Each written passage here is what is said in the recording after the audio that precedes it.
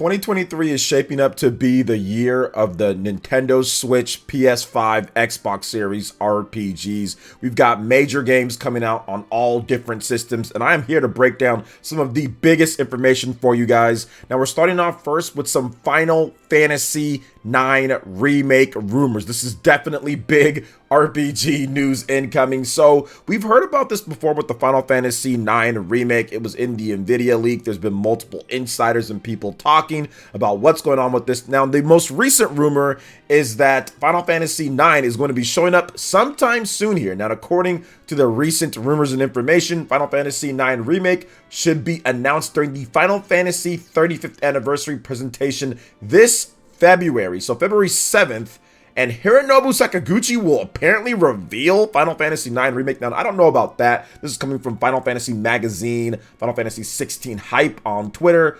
I don't know about all that second part there. I mean, this account only has 442 followers, but that doesn't mean anything at the end of the day. But I don't think Sakaguchi's going to be there. He's in a different company. I don't know about that. But I do feel that Final Fantasy IX Remake could be very much announced sometime soon. Now, it would be interesting if they announced Final Fantasy IX Remake well before Final Fantasy 16 is out, but I do think that Square Enix would probably want to drum up some pretty good hype for this type of game, and there's so much to get into with Final Fantasy IX. Many people consider Final Fantasy IX to be the best Final Fantasy of all time. It's one of those, like, the underrated pick, the underrated Final Fantasy game, the low-key hardcore Final Fantasy players best Final Fantasy, because remember, Final Fantasy IX, for those who don't know, melting pot of everything that they learned in 3D Final Fantasy on the PS1. It was the swan song for the PS1 Final Fantasy with the major numbered releases, and then Final Fantasy X, they moved over to the PS2. So everything that was great about the PS1 Final Fantasy games was all poured into Final Fantasy IX,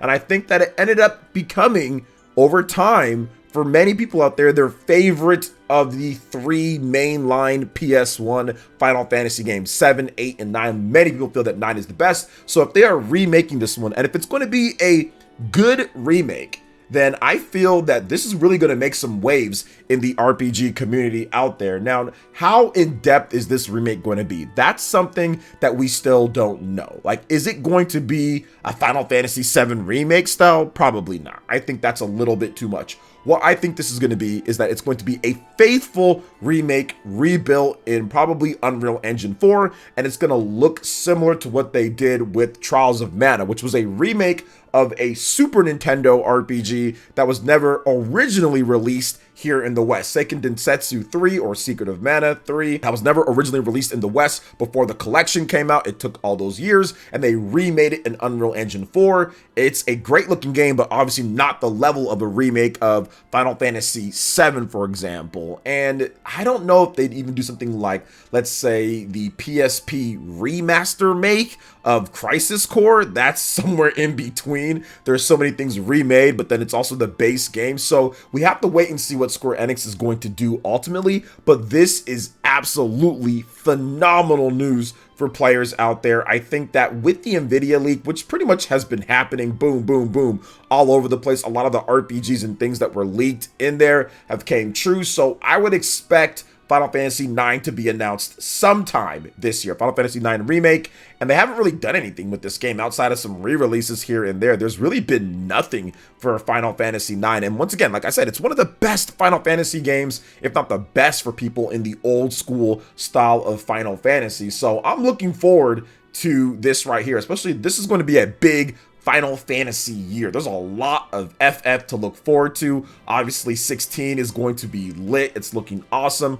Crisis Core just launched not too long ago. That was great as well. We've got the Pixel remasters finally coming out on consoles as well, so that's going to be fun. We got Rebirth potentially coming this year, probably early next year when it comes to winter. So it's definitely a Final Fantasy year this year. The 35th anniversary, a lot of Final Fantasy lined up, and I'm excited and looking forward to it. But another thing that I'm looking forward to is the continued success of a major franchise that's launching this week on the Nintendo Switch exclusively, and that is Fire Emblem Engage. Now, we've been talking about how great this game is here. Yes, Toothpaste-chan, Toothpaste-san, whatever you want to call them, you know, it doesn't matter because Fire Emblem Engage is looking incredible. And now we have some updated information, because a lot of you guys have been asking me, okay, well, Fire Emblem Three Houses, that kind of had more of a cool theme to it, the 3 different paths. It seemed like a much bigger game. How is this game shaping up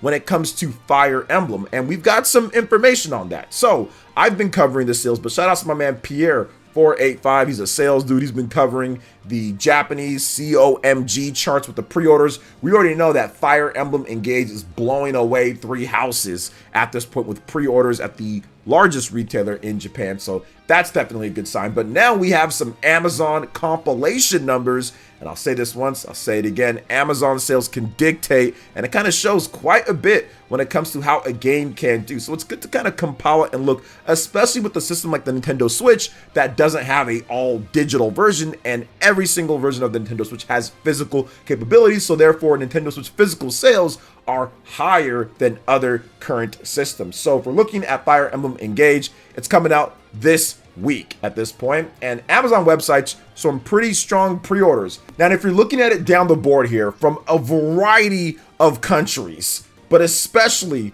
with the top 2 here, Japan and the US, number 111, and of course another one down the board. So France, whether it's Italy, whether it's Spain, the UK, Germany, US, Japan, everywhere, everybody wants them a piece of some Fire Emblem Engage, becoming 1s and 2s and top 20s and top 30s across the board in so many countries is very good to see. Now, when it comes to Fire Emblem Engage, seeing something like this is absolutely positive, because strategy RPGs are not a genre that does overwhelmingly incredible.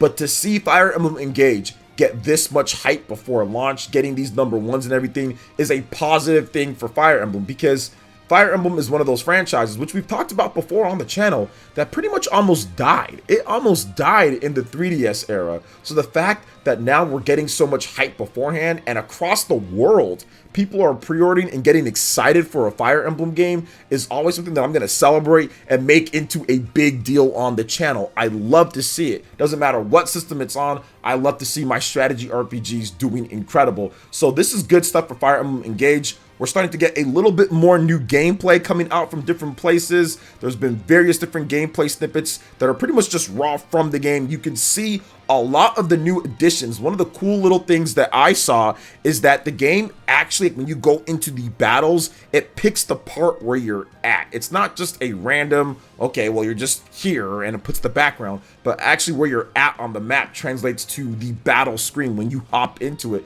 These are additions, the little small touches and things that just make Fire Emblem Engage not only heartwarming and endearing to players, but also for classic Fire Emblem fans that just want that single path, really focused story narrative, but also great with the gameplay, with a few extra little things here and there. It kind of mixes it all together from everything they've learned from Fire Emblem games, even Fire Emblem Heroes, with the multiple different people that you can use within the main story. And they're putting it all together for this like anniversary game, quote unquote. Not quite the anniversary, but you guys know what I mean. This style of anniversary game, and I love it. I love the fact that it's not the same thing as Fire Emblem Three Houses, that we're getting something a bit different, because we just got Fire Emblem Three Houses not too long ago. So this is phenomenal. It's great to see. Fire Emblem Engage is going to have a great launch, and I fully anticipate Fire Emblem Engage to become the best-selling Fire Emblem game of all time. I think that the Nintendo Switch install base is there. I think that they're going to get people that played Fire Emblem Heroes from the mobile. I think that enough Fire Emblem Three Houses players are going to want to come back for more. And of course, old school or classic Fire Emblem players that see what they're doing with this game might be tempted to jump back in if they've skipped out on a few, or if they're just interested in it. Plus just the people that just always buy Nintendo first-party games as well, content creators, things like that. So there's a huge opportunity here, and I'm looking forward to seeing exactly how it does, because these numbers are great across the board. So what do you guys think about it? I think it's pretty lit, but also on to another lit game that should do pretty good, and that is Sea of Stars. We've got some new gameplay footage from the official Sea of Stars game on Twitter, and I wanted to talk about this because they're showing off more information about this game. And yeah, it's not a lot of footage, it's only about 9 seconds from what I've recorded here, but I wanted to go into the combo system and what they're doing. So according to the Sea of Stars page, they said that all combat actions contribute to building combo points, which can be spent to perform, you guessed it, combo moves. Got the sword emojis as well there. Combo points are the only cost, no MP, and they are lost when the battle ends. So there are no downsides to spending them. So spend those combo points and let it rip. You know, this is awesome to see here. I do like what they're doing, and they have been answering questions when it comes to just people in the chat. So I do want to go over some of that on Twitter. They did talk about a physical edition of the game. There will be physical pre-orders for the backer exclusive edition, so you can still get in on that. Plus, there's also going to be a standard edition at launch. So if you guys want to get in on that, I will give you guys a link. So make sure you check that out. And it's on the Sea of Stars backerkit.com. And also release date, they're looking for a summer 2023 release. It's looking like maybe June-ish or so. And this game is running on Unity as well when it comes to the engine, Unity open source engine that they're using. And it looks beautiful. It looks like it plays just beautiful. Heck, even Cliffy B, the creator or one of the designers, producers, Gears of War, he's excited for it. He's not really a big RPG guy, and he's saying, give it to me now, and I want it. I'm looking forward to the game. I think it's going to be incredible, and I think that the more of these really cool indie style RPGs that are releasing, that are really learning from the past and kind of evolving it and putting it out there, they're gonna have big success. Stuff like Chained Echoes is doing incredible. The word of mouth for that game is just off the charts. People are buying that game or playing it on Game Pass left and right, which is awesome to see. Sea of Stars, which is like the 2.0 version of these really high profile, really good independent RPGs that people can just pick up and play, not really super stressful, great content, and fans are getting what they want. You know, that old school 16-bit RPG was somewhat of a lost art at times, and now we're seeing it a lot. So this is incredible to see, and I am happy for the developers. They're getting ready. I know that they still have quite a bit to do when it comes down to it. This game was already delayed from 2022, so it was a pretty hefty delay, but I think it will be worth it when the game finally does launch. Chained Echoes, I think, took about 6 to 7 years to come out, so it takes time for these small independent RPGs to really polish things up. But when they do come out